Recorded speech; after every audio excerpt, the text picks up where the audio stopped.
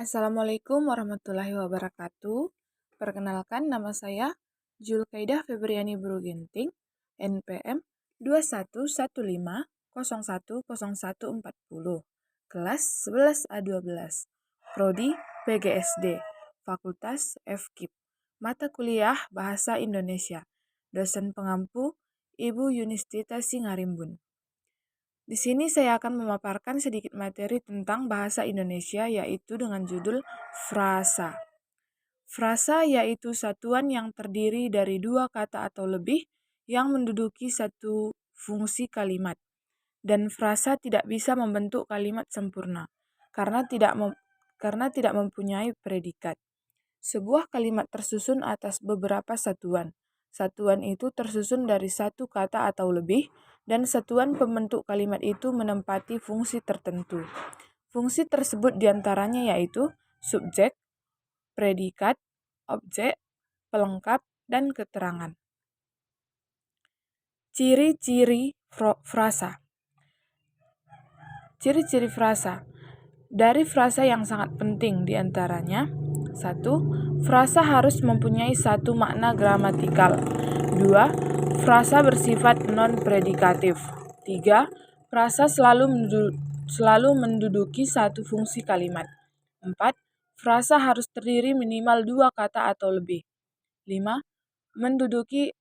Menduduki atau mempunyai fungsi gramatikal dalam kalimat. Jenis-jenis frasa. Frasa 1. Frasa nomina atau frasa benda. Frasa nomina merupakan sebuah frasa yang mempunyai unsur pusat berupa kata nomina atau benda. Contohnya, Rahma menerima hadiah ulang tahun. Rahma menerima hadiah. Alasannya, karena frasa hadiah ulang tahun di kalimat distribusi sama dengan kata benda atau hadiah. 2. Frasa verba atau frasa kerja. Frasa verba atau frasa kerja merupakan frasa yang mempunyai unsur pusat berupa kata verba dan ditandai dengan adanya afiks verba. Frasa verba atau kerja bisa juga ditambahkan dengan imbuhan kata sedang, buat verba aktif, dan kata sudah, buat verba yang menyatakan keadaan. Contohnya, Arsyila sejak tadi akan menulis dengan pulpen baru. 3. Frasa adjektiva merupakan frasa yang mempunyai sebuah unsur pusat berupa kata adjektiva atau sifat. Contohnya, lukisan yang dipamerkan itu memang keren-keren. Lukisan yang dipamerkan itu keren-keren. 4. Frasa adverbia atau frasa keterangan. Frasa adverbia atau frasa keterangan merupakan frasa yang distribusinya sama dengan kata keterangan. Biasanya, inti frasa keterangan berupa kata keterangan dan dalam kalimat yang sering menduduki fungsi sebagai keterangan. 5. Frasa numeralia atau frasa bilangan. Frasa numeralia atau frasa bilangan yaitu sebuah frasa yang punya unsur pusat berupa kata numeralia atau sebuah kata yang menyatakan bilangan atau bisa dibilang jumlah tertentu. Contohnya, 3 orang serdadu menghampirinya ke tempat itu. 6. Frasa preposisional atau frasa depan. Frasa preposisional atau frasa depan yaitu salah satu frasa yang ditandai dengan adanya preposisi atau kata depan yang dijadikan penunjuk atau indikator. Frasa preposisi juga bisa diikuti dengan kata atau kelompok kata yang bukan klausa, yang berdiri berdasarkan dengan penanda. Contohnya, perempuan di depan TV mengajukan pertanyaan kepada pembicara. 7. Frasa konjungsi.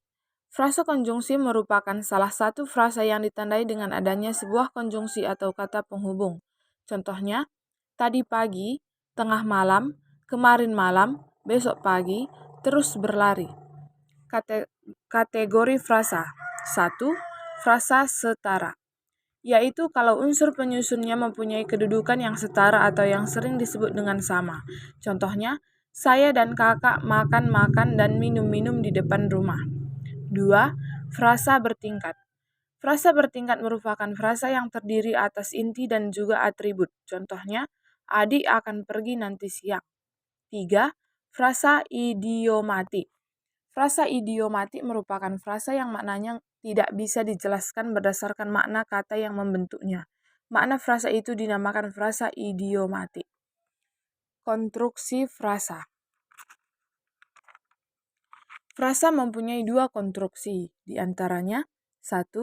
Frasa eksosentrik.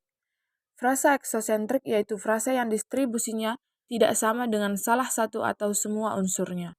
Contohnya, kedua saudagar itu telah mengadakan jual beli. 2. Frasa endosentrik. Frasa endosentrik ini dibagi menjadi 3 jenis, yaitu 1. Frasa endosentrik koordinatif. 2. Frasa endosentrik atributif. 3. Frasa endosentrik apositif. Contoh frasa. 3 orang mahasiswa baru itu sedang membaca buku di perpustakaan. Sekianlah materi yang dapat saya paparkan. Sekian dan saya ucapkan terima kasih. Assalamualaikum warahmatullahi wabarakatuh.